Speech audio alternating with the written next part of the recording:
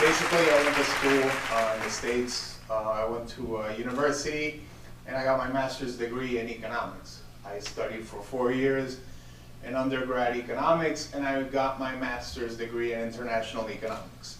And something that was very interesting was that I was drilled by my economics professors talking about rational choice theory. And what rational choice theory says, if you're a rational individual, you're always going to want more of something, okay? And an individual basically makes decisions based on a cost-benefit analysis. Well, I always started thinking about that, like cost-benefit analysis that makes me advantageous or is advantageous to the person who's a consumer. And then I would go basically to Starbucks and buy a $3 cup of coffee. And I'd be like, well, why am I buying a $3 cup of coffee when I can go next door and buy the same cup of coffee for $1.50? And then I started thinking, well, maybe I have a problem. Maybe I'm not a rational individual. Maybe there's something wrong with me. You know, and then I started looking at other products. Why would I buy Coca-Cola instead of a generic sort of cola? And I started wondering this whole rational choice theory. And then, you know, for 6 years, this was drilled in my brain. Then I got into politics, and I started studying a little bit more. And Sigmund Freud talked about the conscious versus the unconscious. That 10% of your brain is conscious, and the other 90% is unconscious. And I started thinking about that a lot. And the reason that I started thinking about that was that people really don't always think in a rational form. There's always emotion involved. And my economics professors would tell me, Jimmy, emotions get in the way of rational thinking. And if you think about that for a second, it makes sense. You always think, well, every human being is rational and they make rational decisions. And emotions always get in the way of rational thinking. In actuality, it's the other way around, from what I learned. Rational thinking actually gets in the way of the unconscious mind, gets in the way of emotion. It's the other way around, it's not that way. And what I learned was when I was in Washington, I started doing campaigns, I started figuring out why would a lot of these candidates, you know, start promising things to people like, hey, I'm going to build you a house, I'm going to build you a road, I'm going to build you a school, I'm going to get you better health care. But it didn't really move people, okay? It didn't really move a person. There wasn't a connection. Like if I sat here and you saw a bunch of candidates, they always talk about the same thing. They always talk about how we're going to give you better education. They always talk about how they're going to give you better health care. They always talk about all these things, and they're competing one against the other without saying really anything that separates them from the other. Okay, they don't bring emotion, feelings into the whole equation. So once you start understanding that campaigns and communications is not only about a rational way to think about things, but it's an unconscious and it's sort of an emotional way where you need to move people, then you start developing new tools. And this is what I call share to care. And this is something very important that I've started to use a lot in campaigns. I don't do your typical campaign. I do a lot more of sharing with the voter. Why? Because I'm looking for a connection. I want to connect with you. I don't just want to sit here and tell you what I'm going to give you. I want to actually have some sort of connection with you. I want you to understand where I'm coming from. For example, it's not the same thing to stand up here if I was a politician and say, hey, I'm going to give you universal health care, I'm going to give you this, I'm going to give you that, but actually tell a story. Said, hey, my father right now is going through cancer. I've seen in the eyes of other patients what they go through, the difficulty there is in different diseases that we all go through. And that is why I feel very strongly about providing a better health care for our community. What I'm doing there is actually connecting with the individual. I'm actually telling them something about myself. I'm not just standing up here and saying, hey, I'm going to give you health care. I'm actually sharing. I'm opening myself up to you. I'm sharing something with you that you don't know about. And what you start creating is this sort of synergy with the voters. And politicians, a lot of ways, are very cold. They just stand in front of a podium and they just start telling you what they're going to do. And a lot of times they fail, and they fail because they skip this. They skip the emotional part of things. They skip that 90% that Sigmund Freud talked about, that unconscious level, which is beneath the water of the iceberg. So you need to share so that people believe that you care. And then we come up into the narrative. What is the narrative? Okay? Narratives are part of a campaign. They're part of everyday life. Stories, movies. Everything has a narrative. Everything has a hero. Everything has a villain. There's always a battle in between the narrative, the story, and it's the same thing in campaigns. You need to have an issue that you need to debate with the villain, which should be your opponent. You shouldn't be the villain. And you need to have a hero. Okay? And why this is important to understand, it's because, for example, every single movie that you see, every single cartoon that you watch, has a narrative inside of it. Imagine for a second, for 1 second, okay? I think everyone knows Batman. Let's use Batman as an example. Okay?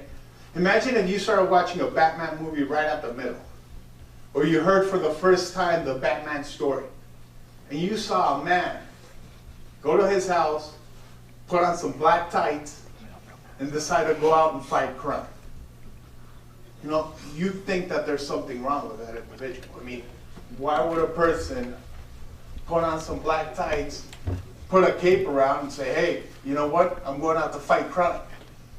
You know, there is no context there. There is a context when you know that Batman, for example, lost his father and his mother to a problem of insecurity, and that's why he decided to take on fighting crime. I don't know if you're starting to understand what I'm trying to say, but there is an emotional connection, there is an understanding where this person comes from. And a lot of times, candidates do the same thing. They stand up in front of a crowd and they just start spewing over things that they're going to do for the voter. I'm going to, cut your taxes. I'm going to build you more schools. I'm going to build you more roads.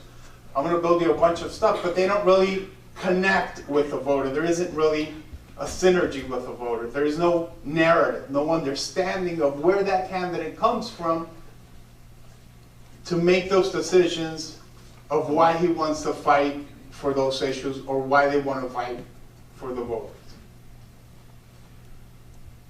This is Napoleon Bonaparte. This is something else. Napoleon Bonaparte said,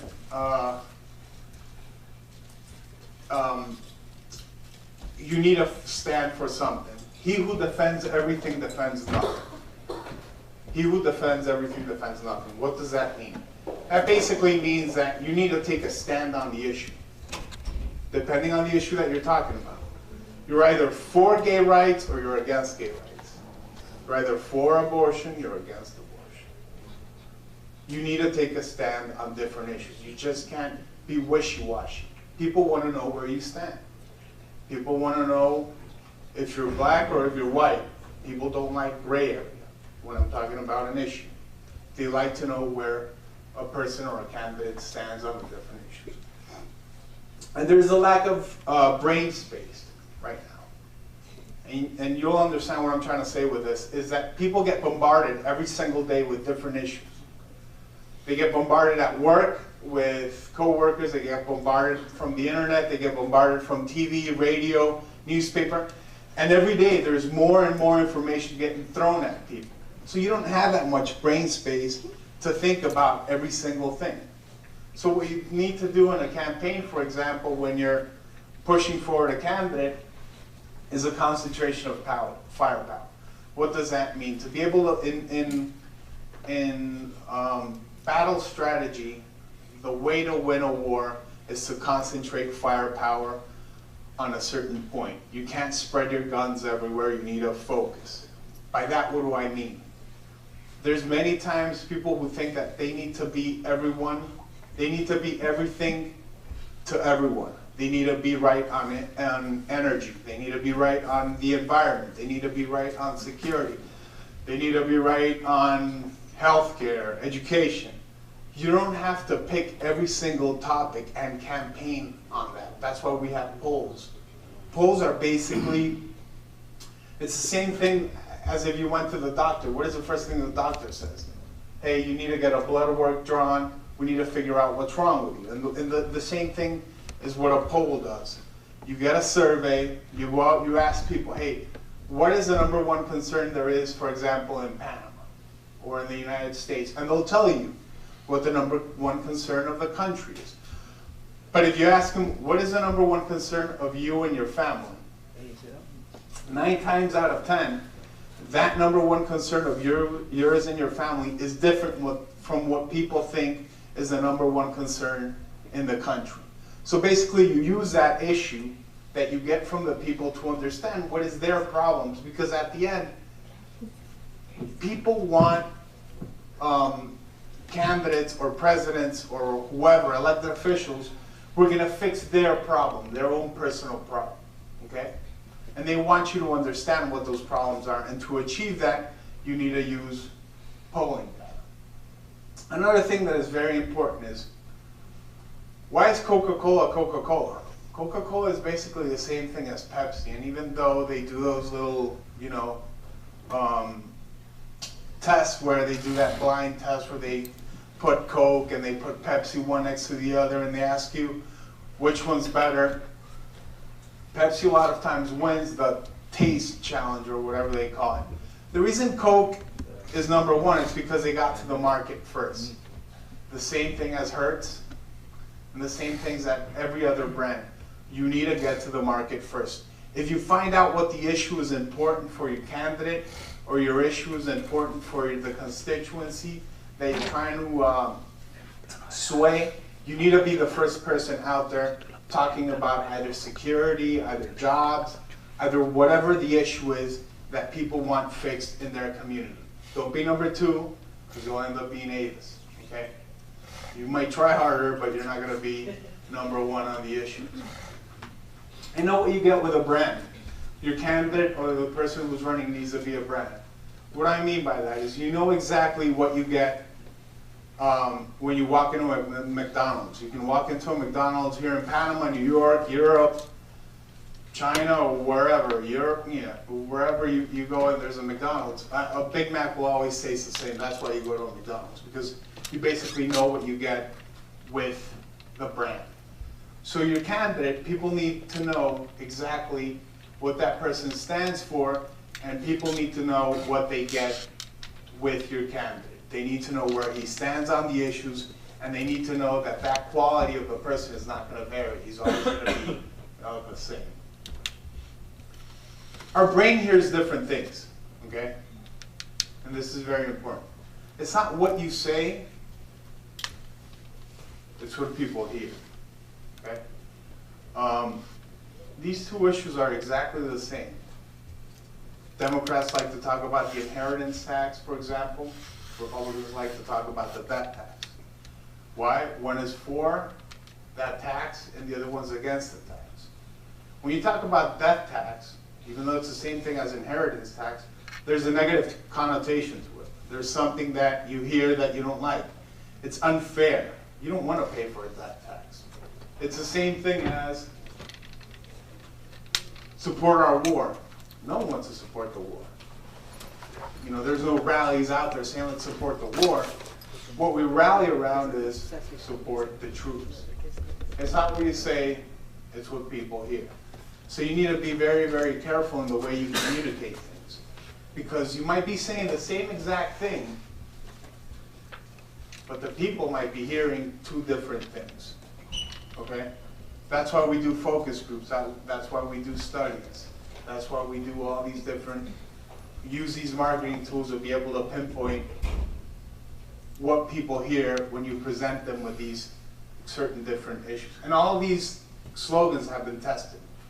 It's not that someone came up with them. They've all been tested and retested and retested. The clock doesn't stop. Technology is always changing. and it's always changing, not only in politics, but also for presidents who want to communicate within their country. For example, Chavez was the first one who made popular in Latin America the whole Twitter. You love jumping on Twitter, you love talking on that TV program that he had every Saturday night, Aló Presidente, and he would talk about who tweeted him, what they tweeted him, or whatever. So new tools of communications are coming about. We didn't have that 20 years before. And presidents have the opportunity to basically communicate directly with their constituents. But you need to be careful. For example, our former president had someone who was running his Twitter account basically congratulating Manny Pacquiao for being Panamanian and doing such a good job in one of his fights.